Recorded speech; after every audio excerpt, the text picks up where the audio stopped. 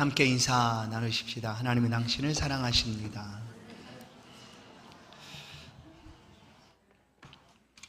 말씀 잔치에 오라라는 제목으로는 말씀을 함께 나누겠습니다.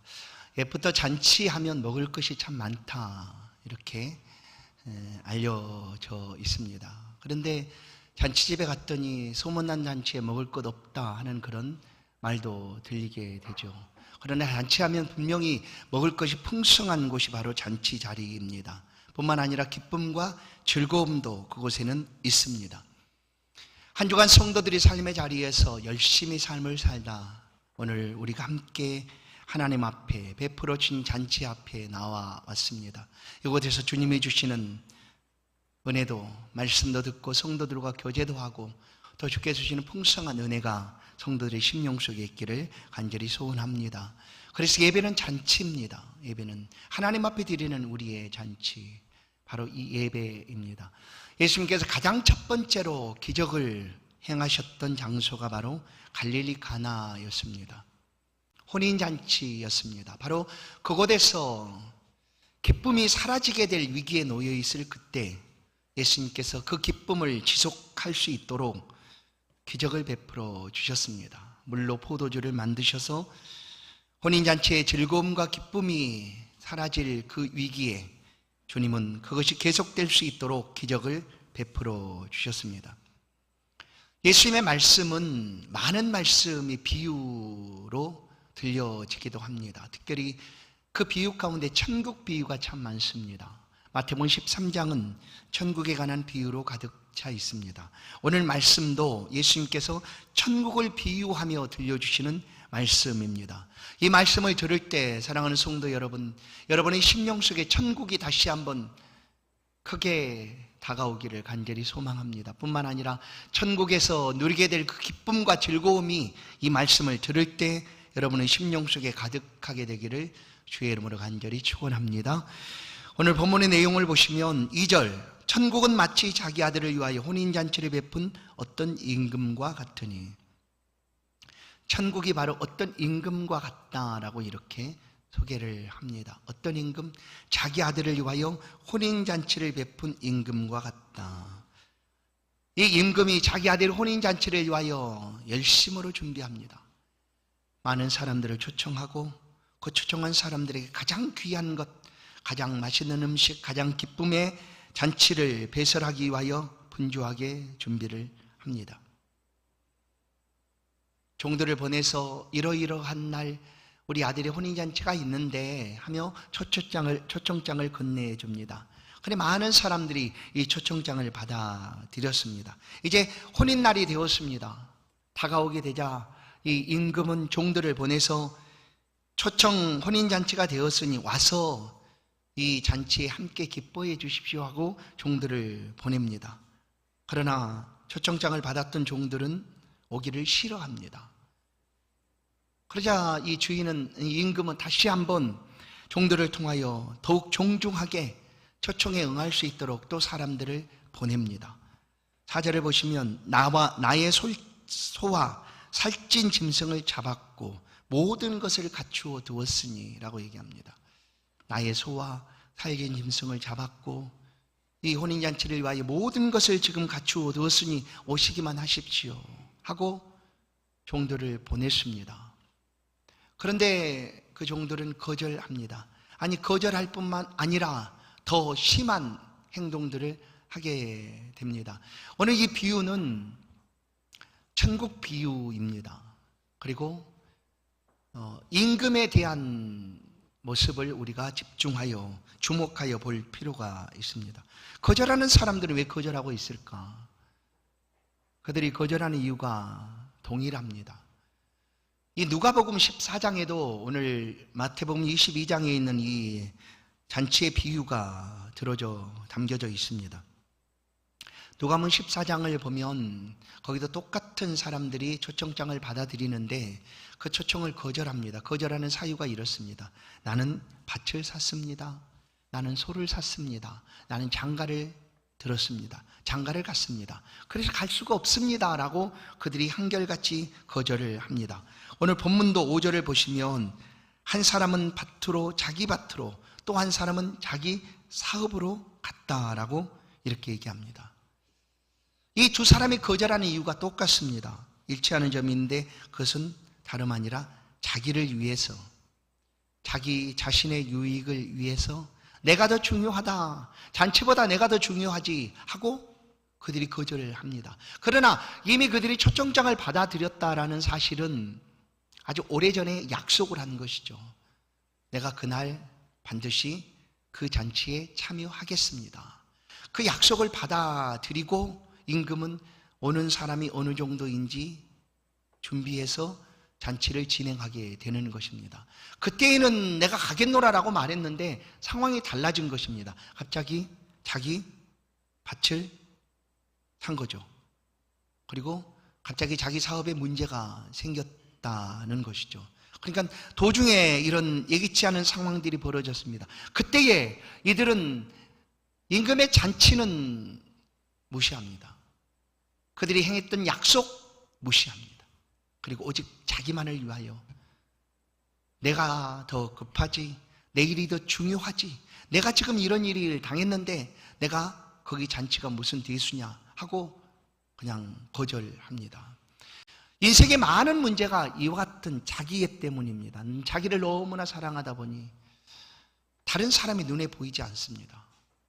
모든 것이 자기 중심으로 돌아가야지만 완전하다 여기고 오직 인생의 가장 중요한 것은 자기 자신입니다. 그래 자기 자신이 무엇을 할 것인가, 무엇을 얻을 것인가, 무엇을 입을 것인가, 이것이 소중하지 다른 것들은 전혀 관심이 없습니다. 그래서 그들은 자기 밭으로 얘기합니다. 그들은 돌아보지 않고, 약속은 아무 상관이 없습니다.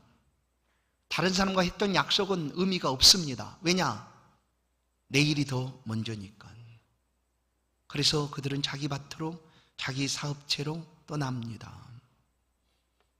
그러나 성경의 많은 부분은 우리가 예수를 믿고 살아가는 삶이 어떠해야 되는가를 우리 가운데 들려줍니다.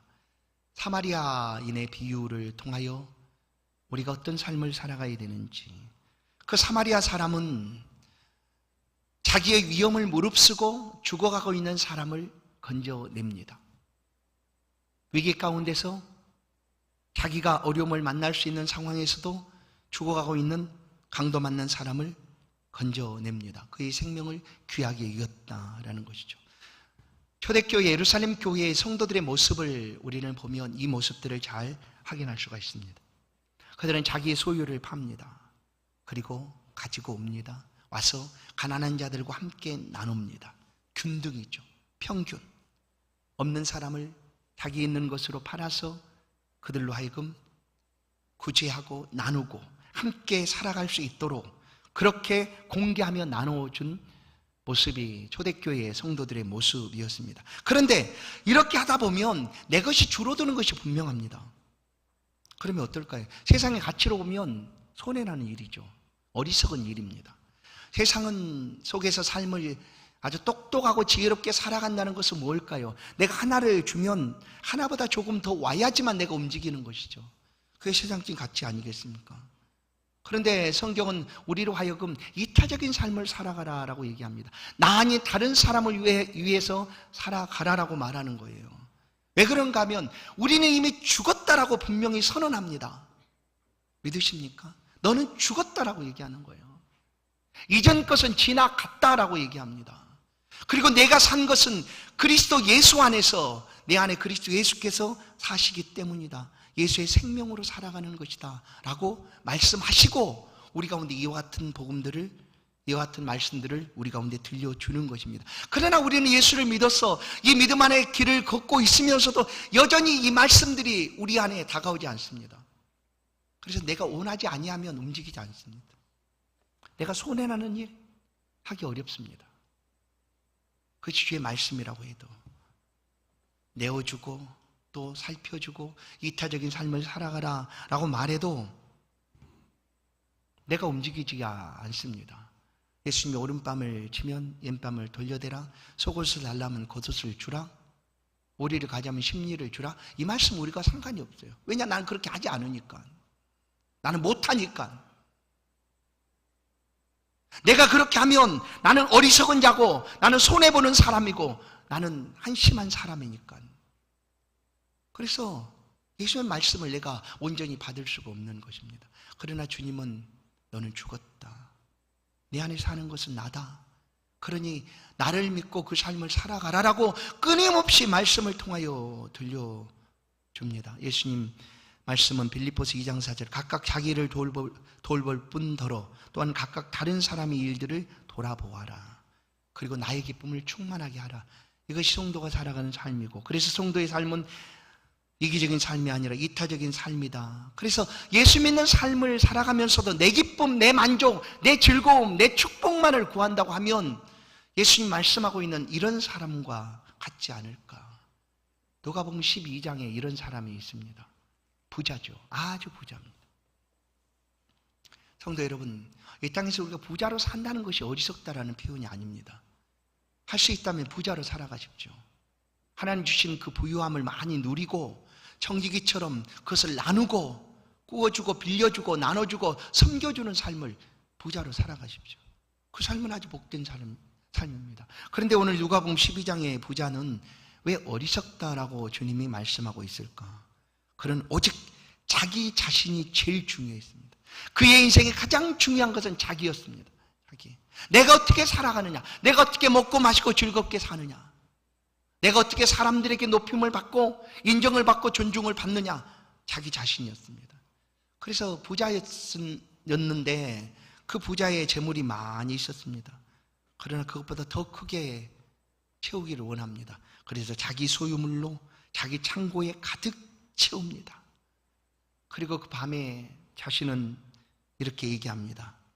하나님이 그에게 주신 그 영혼마저 자기 것인 것처럼 그 영혼을 향하여 소리쳐 말합니다. 내 영혼아, 이제 내가 여러 해 쓸 것을 준비해 두었으니 이제 걱정할 것 없다.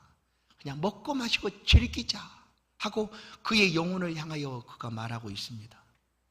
그 밤에 하나님께서 그 부자의 생명을 취하면 내가 그토록 열심히 너 자신을 위하여 쌓아두었던 그 모든 것들이 누구것이 되겠느냐라고 주님은 비유로 말씀하시고 어리석다라고 말합니다. 누가복음 12장 21절 자기를 위하여 재물을 쌓아두고 하나님께 대하여 부유하지 못한 자가 이와 같으니라. 아멘.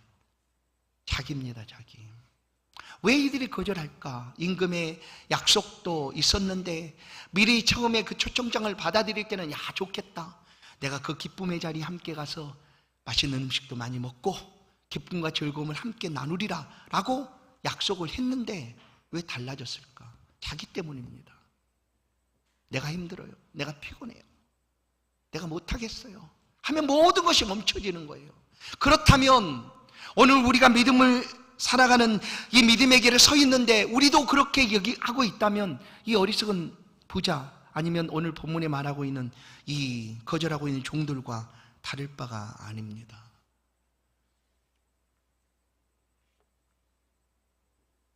이 종들이 와서 초청장을 가지고 오십시오라고 할 때 이들은 거절할 뿐만이 아니었습니다. 단순히 거절하는 것만이 아니라 종들을 모욕하고 죽이기까지 합니다. 왜 죽여야 했을까? 아니 그냥 안 가면 그만이지, 내가 못 가겠어요 하면 그만이지, 왜 이들은 죽이기까지 하는가 하는 거예요. 모욕하고 죽이는가. 이게 비유입니다. 비유. 왜 그랬겠습니까? 그들은 자꾸 종이 와서 하는 얘기가 싫은 거예요. 왜냐하면 그렇게 하면 자기가 잘못한 것이 기억나고 생각나니까. 임금과 약속을 했는데 그 약속 어기는 상황이지 않습니까? 그 자꾸 또 초청에 응하십시오 하면 싫은 거예요. 나는 가고 싶지 않은데, 나는 나를 위하여 내 일을 하고 싶은데 자꾸 오라고 얘기하니 그 말이 틀린 말이 아니지만 싫은 거예요. 그래서 그냥 처음에는 모욕도 주고, 그래도 자꾸 말하니까 결국 듣기 싫어서 죽여버린 겁니다. 죽였다. 아니 초청에 응하라고 말하는데 왜 죽이기까지 하는가? 이게 사람이 가진 본성 아닐까? 예수님께서 이 땅에 오셨습니다. 오실 때 자기 땅에 자기 백성에게 오셨다라고 성경은 말씀합니다. 이 땅은 예수님께서 만드신 땅이었고 예수님이 만드신 백성들이 있는 곳입니다. 그곳에 예수님이 오셨습니다. 그런데 요한복음은 그가 자기 땅에 오매 자기 백성들이 그를 영접지 아니하였다라고 얘기합니다. 영접하지 않았습니다. 예수님이 오실 때 빛으로 오셨기 때문이죠. 빛, 나는 세상의 빛이다 하시고 빛으로 오셨습니다. 그러나 예수님이 오시기 전까지 사람들은 아무 문제 없이 그냥 살아갔어요. 어떻게? 그 죄악된 곳에서 그것이 죄인지도 모른 채 그렇게 살아가는 것이 전부인 것처럼 그렇게 살아갔어요. 하나님께서 예수 그리스도를 보내서 그것이 아니다, 너희가 지금 살아가고 있는 삶은 헛된 삶이다, 죄악 가운데서 어둠 가운데 살아가고 있는 삶이니 빛이신 예수 그리스도를 따라 나오라 하고 예수 그리스도를 보냈지만 거절한 거예요. 왜냐? 빛으로 왔기 때문에. 드러나는 것이 싫어서. 빛은 밝히는 역할 아니겠습니까? 어둠을 밝히는 역할인데 그들의 잘못된 죄들이 드러날까 싫어서 예수님을 거절하였습니다. 요한복음 1장 11절, 자기 땅에 오매 자기 백성이 영접지 아니하였으나, 영접하지 않았습니다. 예수님의 말씀은 참이고 진리입니다. 변함이 없죠. 그 말씀을 들을 때 생명이 있습니다. 오늘도 이 말씀이 계속해서 전해집니다. 그것을 복음이라고 표현하죠.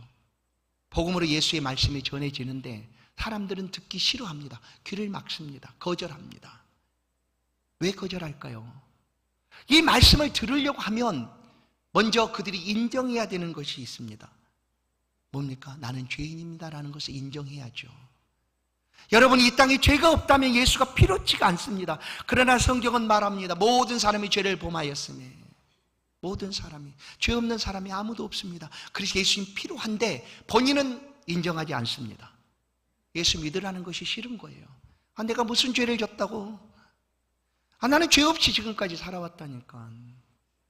나는 법 없이도 살 사람이야. 난 죄 없는 사람이야. 그래, 나한테 예수 믿으라고 말하지 마. 너 죄인이라고 얘기하지 마. 싫으니까. 그래, 귀를 막습니다. 거절합니다. 핍박합니다. 자꾸 얘기하면. 그래, 자꾸 얘기하면 어떻게 합니까? 죽이죠. 듣기 싫으니. 그 얘기가 듣기 싫은 거예요. 그래서 순교자가 생겨나지 않습니까? 듣기 싫어도 끊임없이 전해줘야 되는 이유가 바로 여기에 있는 거예요. 우리가 복음을 내가 전하기 싫어도, 나는 그런 복음을 전할 수 있는 그런 전도자의 그런 사람이 아니에요. 난 누구에게 예수 믿으라고 말할 수 있는 그런 사람도 못 돼요. 그래도 끊임없이 전해줘야 되는 이유가 여기에 있습니다. 왜냐하면 들려지지 않으면 그들의 살아가는 삶이 아무 문제가 없다고 여기기 때문입니다. 들을 때 마음에 찔림도 받고 또 생각도 하고 그 마음이 열려서 복음으로 들어올 수가 있는 것이죠. 그래서 전해줘야 돼요. 끊임없이 들려줘야 되는 이유가 바로 여기 있다. 여러분, 모욕하고 죽이고 있는 그 사람들을 향하여 임금이 이제 어떻게 하는가? 말씀드린 대로 이 비유는 천국 비유인데, 천국 비유는 임금의 모습을 통하여 우리가 볼 수가 있습니다. 천국이 어떤 곳인가? 여러분, 임금 배설한 그 잔치처럼 마지막 우리가 하나님 앞에 설 때에는 우리 모두가 이 혼인잔치에 나아가게 될 것입니다. 그 잔치의 비유입니다. 하나님이 배설한 그 잔치. 그래서 청함받은 자는 복이 있다. 청함받은 자는 복이 있는 사람이에요. 근데 그 복을 던져버린 거죠. 거절한 거예요. 거절할 뿐만 아니라 그냥 배역하고 반역하고 그리고 죽이기까지 했다. 그러니 이 모습을 본 임금이 어떻게 할까? 7절을 보시면 노하였다라는 표현을 씁니다. 노하였다, 임금이. 7절에 보니 노하였는데 군대를 보내 살인한 자들을 진멸하고 그 동네를 불사르라. 임금이 처음부터 그 동네를 불사르겠다 생각한 건 전혀 아닙니다. 거절하고 모욕하고 죽이고 있는 그 사람들을 향하여 임금이 노하여 군대를 보내고 그들을 진멸하고 그 동네를 다 불태워 버렸다라는 거예요. 여러분, 혼인잔치는 누군가에게는 기쁨과 즐거움의 잔치입니다. 그러나 이 잔치가 배설되었을 때 그 잔치 자리에 참여하지 못하는 자에게는 이것은 무서운 심판이다라는 것을 오늘 비유를 통하여 말씀합니다. 혼인잔치에 참여하지 못하면 심판을 받게 될 것이다. 그래서 예수 그리스도의 재림, 종말이라고 표현하지 않습니까? 다시 오시는 그날에 예수 믿는 사람에게는 그날이 무한히 기쁘고 즐거운 날입니다. 그냥 가장 기쁜 혼인잔치가 되겠지만 예수를 거절하고 믿지 않는 사람들에게는 그날이 심판의 날이 동시에 같이 있는 거죠. 즐거움과 심판이 있는 날이에요. 그날이. 보십시오. 거절하는 그 사람들을 향하여 군대를 보내고 진멸하고 그리고 불태워 다 죽여버리겠다라는 것이 임금의 마음입니다. 그런데 이 비유가 요한계시록을 통하여 이제 동일하게 우리 가운데 이 비유가 이런 것이다라는 것을 알려주고 있습니다. 요한계시록 6장 16절을 보면 산들과 바위에게 말하되 우리 위에 떨어져 보좌 위에 앉으신 이 얼굴에서와 그 어린 양의 진노에서 우리를 가리라. 지금 마지막 그리스도의 재림의 때 혼인잔치가 일어나서 성도들은 기쁨으로 공중에서 주와 만나서 기쁨의 잔치를 배설하고 있을 그때에 거절하고 믿지 않았던 불신자들에게 임하는 모습입니다. 그들이 불신자들 그들의 입으로 고백하는 거예요. 소리치는 거예요. 산들아 바위야 우리에게 떨어져라. 나를 좀 덮쳐다오. 하나님의 그 무서운 진노를 내가 볼 수가 없다. 그러니 차라리 너희들이 나에게 덮쳐다오. 심판의 모습이 아니겠습니까? 군대를 보내서 진멸하고 그냥 불로 다 태워버리는 그런 무서운 심판이 그 자리에서 나타나고 있다라는 것입니다. 그리고 또 임금은 거절하고 있는 사람들을 향하여 노하였지만 또 한 가지 이렇게 말합니다. 거리로 나가서 만나는 사람에게 혼인잔치에 청하여 데려오라라고 얘기하죠. 누가복음 14장 23절을 보면 주인이 종에게 이르되 길과 산울타리로 가서 나가서 사람을 강권하여 데려다가 내 집을 채우라. 임금이 얘기합니다. 내 집을 채워라. 강권하여 내 집을 채워라. 이사야 55장은 오라 너희 목마른 자들아 물로 나오라. 돈 없는 자도 오라. 너희는 와서 사 먹되 돈 없이 값없이 와서 포도주와 젖을 사라라고 주님은 말씀합니다. 오라는 거예요. 누구든지 이 자리로 나오라. 잔치 자리로 말씀의 자리로 나오라라고 초청하고 계십니다. 이 초청을 받아들이는 사람이 복된 사람입니다. 오늘 임금은 그렇게 말하고 이제 본격적으로 잔치 자리를 찾아갑니다. 잔치가 배설되어 있고 그 자리에 임금이 이제 문을 열고 들어갑니다. 그때로부터 본격적으로 잔치가 시작되는 거죠. 유대인의 잔치는 그렇다고 합니다. 잔치를 준비해 놓고 주인이 이제 잔치에 들어오는 사람들에게 입구에서 예복을, 잔치에 참여할 사람들이 입을 옷을 주인이 준비해 나눠줍니다. 그냥 그 예복을 받아들이고 잔치 자리에 다 이렇게 앉게 되어 있는 거죠. 그리고 이제 잔치 자리에 앉아 있는 그 사람들에게 주인이 딱 등장을 하면 그때서부터 본격적으로 이 잔치가 진행이 되는 거예요. 그래서 임금이 지금 초청받은 사람들을 다 모아놓고 이제 드디어 임금이 문을 열고 그 잔치 자리에 들어가게 됩니다. 그런데 마태복음 22장 12절을 보십시오. 어찌하여 예복을 입지 않고 여기 들어왔느냐. 임금의 눈에 한 사람이 눈에 띕니다. 모든 사람이 동일한 예복을 입고 있는데 한 사람이 예복을 입지 않고 있는 모습이 눈에 딱 띕니다.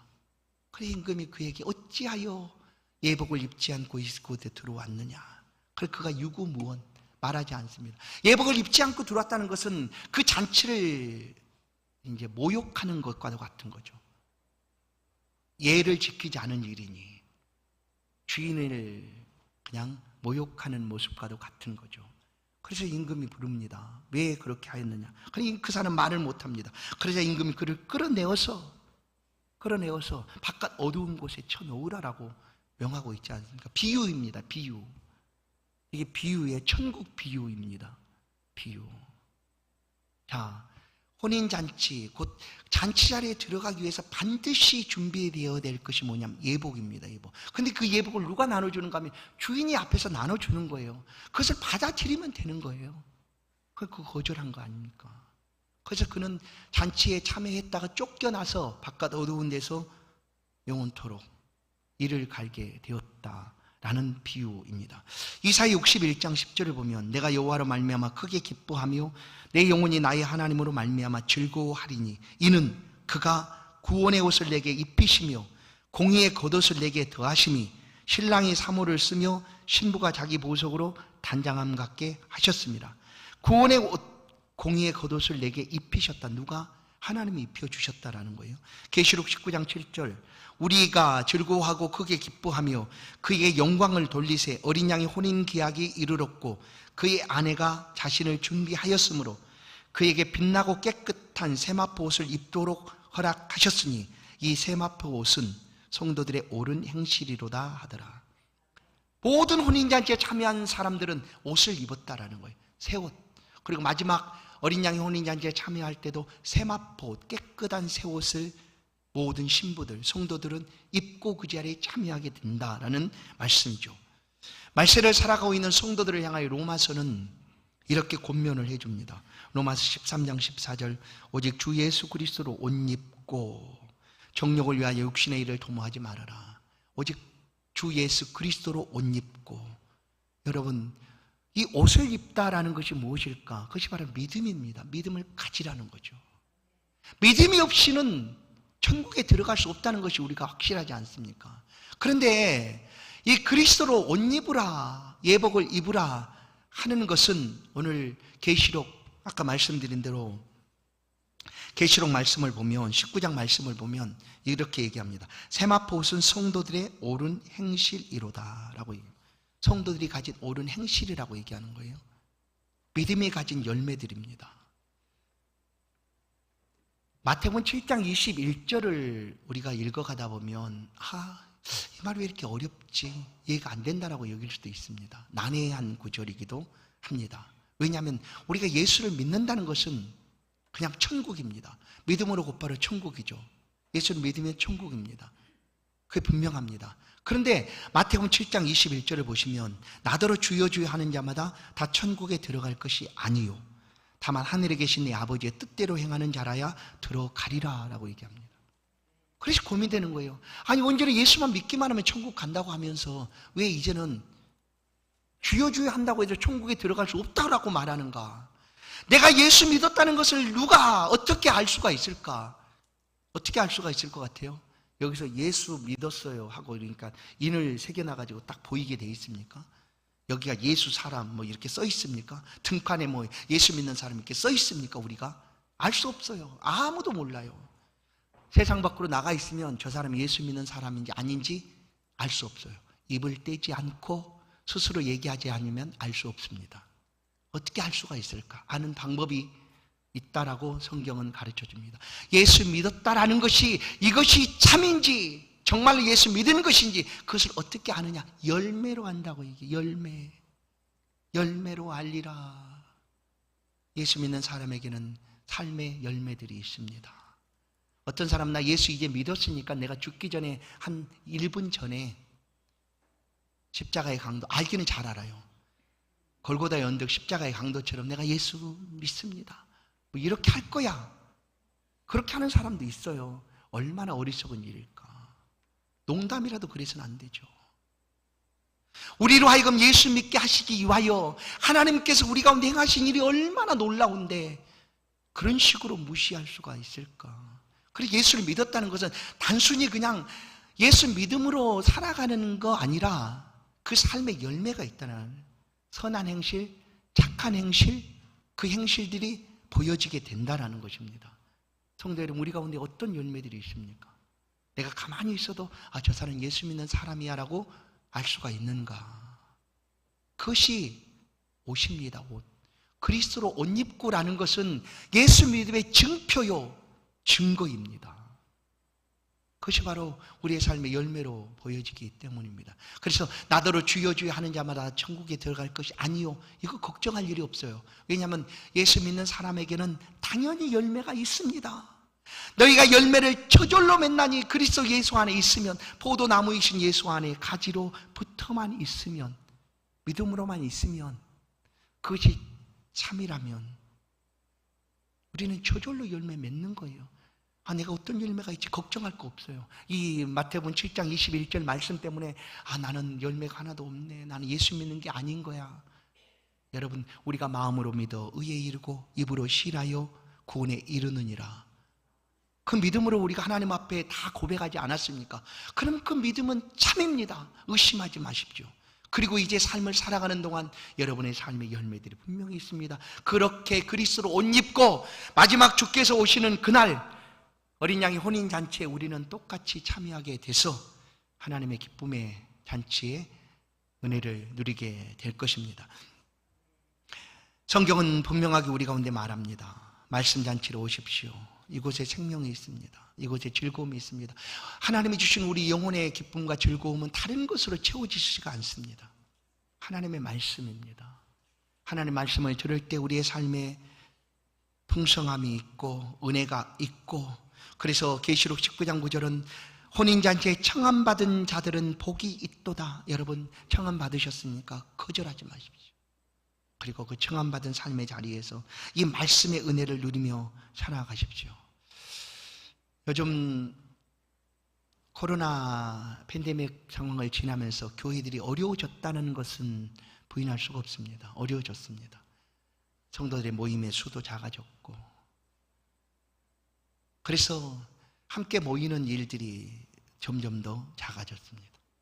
이런 상황에 개교회가 부흥회를, 말씀을 함께 집중적으로 나누고 은혜 받는 그런 시간들을 갖기가 참 어려워졌습니다. 그래서 노원구에 있는 기독교 연합체가 노원구 안에 한 600여 교회가 있는데 참여하는 교회들은 약 60에서 70개 교회 정도가 참여를 하고 있습니다. 모든 교단, 건전한 교단이죠. 이단이 아닌 건전한 교단. 그래서 감리교도 있고 침례교도 있고 성결교, 오순절, 모든 교단들이, 장로교도 있고 다 있습니다. 그래서 그 노원구에 있는 교회들의 부흥을 위해서, 성도들의 말씀 부흥을 위해서 이번에 연합 부흥성회를 개최했습니다. 내일부터 시작합니다. 다시 생명으로, 다시 사명으로, 다시 성령으로 라는 그런 주제를 가지고 3일 동안 말씀 잔치를 벌이게 됩니다. 성도 여러분, 여러분도 오늘 말씀을 기억하시며 시간 되시는 대로 참여하십시오. 멀리 있는 곳에, 멀지 않은 곳에 있습니다.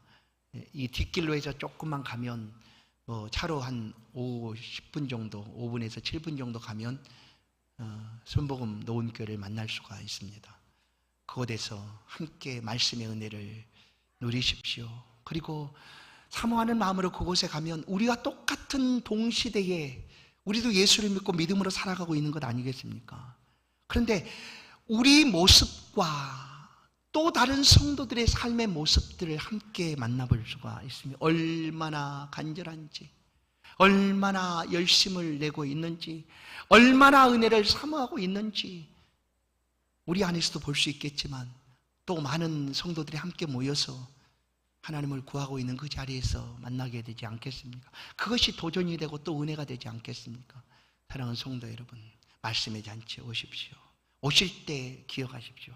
예수 그리스도로 옷 입고입니다. 옷 입고. 믿음으로 오십시오. 믿음이 아니면 하나님 말씀을 들어도 깨달을 수가 없습니다. 그래서 예수 그리스도 옷 입고 믿음의 확신을 가지시고 그 자리에 함께 참여하십시오. 그리고 또 한 가지, 나를 위해 준비된 잔치라고 확신하십시오. 성도 여러분, 말씀은 나를 위해 주시는 하나님의 말씀입니다. 오늘 그 집사님 꼭 나왔어야 되는데 왜 안 나왔지? 다른 사람을 위해서 말씀을 내가 듣는 것이 아니라 나를 위하여 주시는 말씀이라고 내가 믿고, 배설된 잔치가 나를 위하여 준비된 잔치라고 우리가 믿고 그 시간에 하나님 앞에 참여하여야 합니다. 그러면 그 말씀의 은혜를 더욱 풍성하게 누리게 될 것입니다. 이사야 55장은 말합니다. 내게 듣고 들을지어다. 그러면 너희가 좋은 것을 먹을 것이며 너희 자신들이 기름진 것으로 즐거움을 얻으리라. 아멘.